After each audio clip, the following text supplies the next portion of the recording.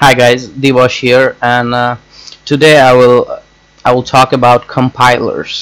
So আজ আপনাদের জন্য যে টপিকটা হচ্ছে compiler.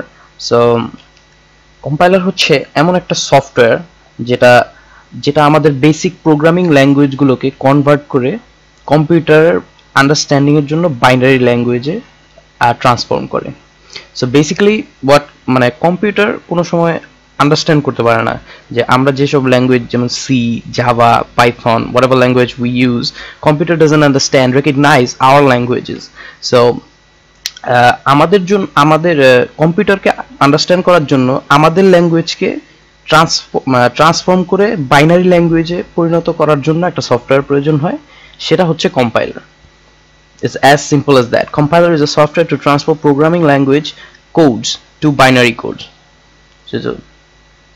So just remember this, the compiler is a software which can transform programming language codes to binary codes.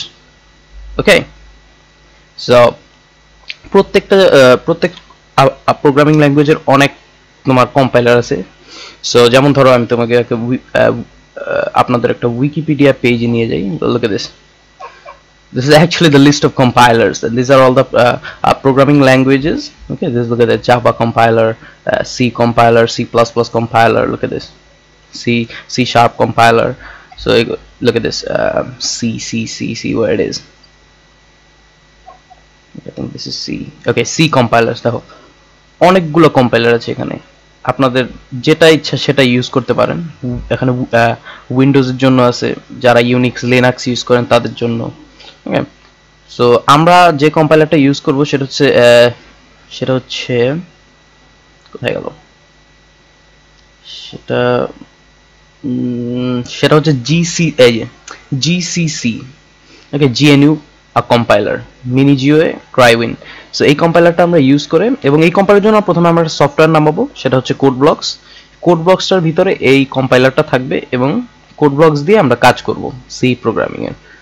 So I think this is it, the basic ধারণা দিয়ে দিলাম আপনাদের কম্পাইলারের জন্য। So that's it, and see you at the next video. Thank you for watching.